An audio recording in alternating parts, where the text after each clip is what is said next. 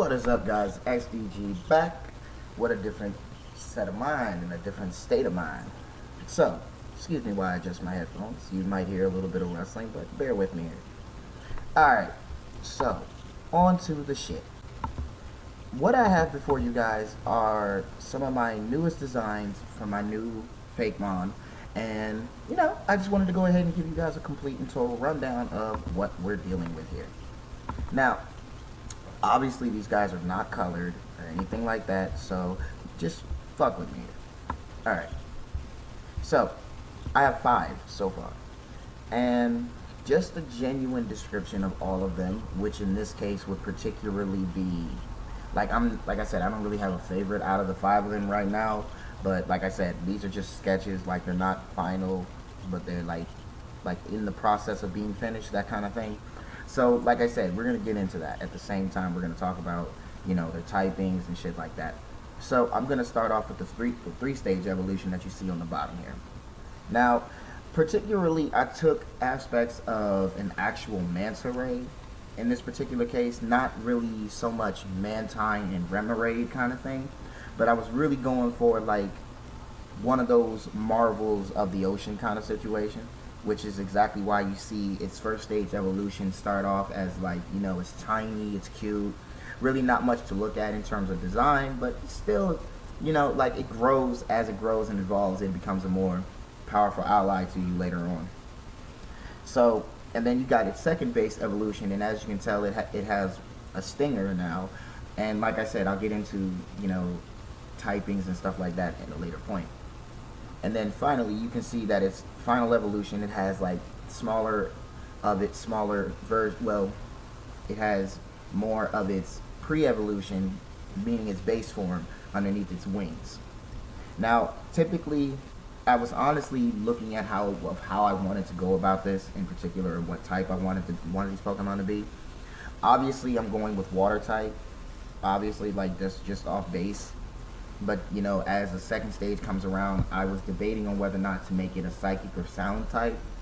And like I said, these are just the rough drafts. I still have final editing work to do on them. Like, I still have to, color them and stuff like that.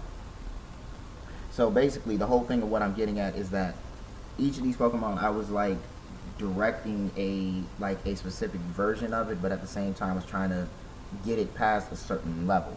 You know what I'm saying? So, for example, its base form, which does not have a name, none of them have names, by the way, is basically one of, the description particularly is one of those algae eaters that you see in a fish tank. Like, you see it just sitting on the wall, sucking on the algae and stuff like that off of the tank. So you really wouldn't expect too much, but in all honesty, like, I picture this Pokemon being in a wishy-washy situation where you'll see like hundreds of them in a group or a school in this particular case. So that's how my initial thought was. And then you have its second base form, which is technically like a bigger version, but at the same time it's like not above average. You know what I'm saying? So, and at that degree, it's more, I wanted to sit there and like look at it in a sense of how you can exactly look at it without having it to be like, oh, it's so tiny, like it's completely useless, that type of thing. No, that's not what I was going for. It's basically like the older brother of the smaller ones. Like, given its stinger, it's basically like, if it were to sting you, it would probably give you like almost immediate paralysis until like a certain amount of time has passed. So it's that, but at the same time, like, it's like a little more aggressive than the others. And then finally you have the final evolution, which I would like to say, like I said, taking aspects from an actual manta ray in both personality and physical attributes, which in this particular case would be like figuring how big, and given the size of an actual manta ray, like an actual manta ray is about like 7 to 12 feet tall, or 12 feet long, I'm sorry.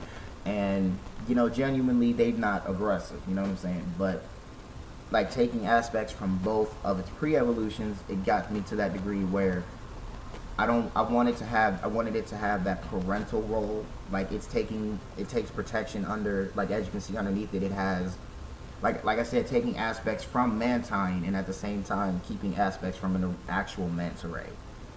Now, like I said, obviously this is just a rough draft. I still have got more to do with it, stuff like that. So thinking about it like that in an aspect of where you have it protecting the weaker ones, like the runts of the litter situation, and you know it kept the stinger that it had in its previous evolution, and then it pretty much is both a protector and at the same time it can become an aggressor. Like if you look up a manta ray, exactly, they're not aggressive. They pretty much just mind their business. Like it's at that degree where you have to really focus on if whether or not this Pokemon is a good catch or something like that. You know, that kind of thing. So in my thought pattern particularly, it's more so I looked at the aspect of a gentle giant, the parental giant, and more so if pushed to that edge where it has to protect its friends or its family, it can, you know, basically, pour out like any form of poison from the tip of its tail.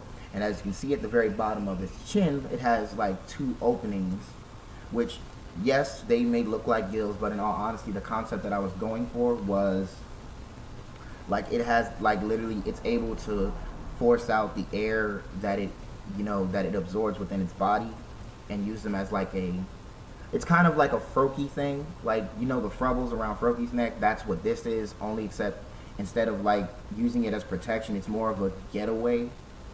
It's more of a like it sprays you like jellyfish ink. It'll spray these bubbles into your face and keep you disoriented while the group gets away.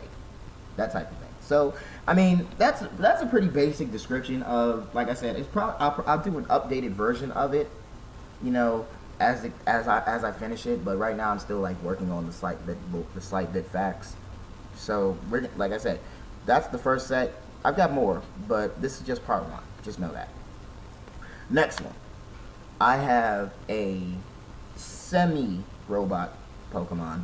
Now, the concept for this, I originally was this was actually going to be like a Galarian form, but not a Galarian form, a regional variant of another Pokemon I had in mind, but I'm not going to reveal that at the moment. Excuse me. So what I was really going for was particularly your not standard UFO kind of thing, but I was going for a search robot type of situation in terms of its pre-evolution. Like it doesn't, you see it, it's like small, it doesn't really look like it does too much. But basically, it's literally, like the concept is a nuclear reactor. You know what I'm saying? Like, its pre-evolution has the ability to absorb, premeditated physical attributes. Like, it absorbs force.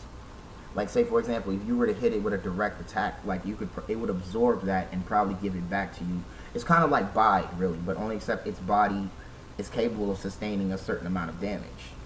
You know what I mean? And as, it evolves via a certain level or a certain trait or whatever have you, it's more so, like, I got the concept from watching Steven Universe. Now, I know a lot of you probably remember this. It's basically that elemental robot that attacks Steven and Connie, but it's not completely that. It's like, instead of having like fire, ice, and lightning, it's like literally just one typing. So like I said, it's still going off the fact of it being a nuclear reactor. The outlets that you see atop of its head are where it stores its energy. Now basically, if its energy was to get, to a point of where it's at dangerous levels, its body could expel that energy within a certain level, but at a point of where, like Hulk becoming a critical mass. And like I said, it has like inside its body is a temperature measure to make sure that it can tell you whether or not its body is absorbed enough or it hasn't. So basically, it just needs to live off of that kind of situation. But let me know what you guys think in the comments below. Like I said, these are just rough drafts. When I finish them, color them, and do all that other shit, you guys can see that for yourself. Let me know what you guys think in the comments below. I really love to hear what you guys think of my new Fakemon.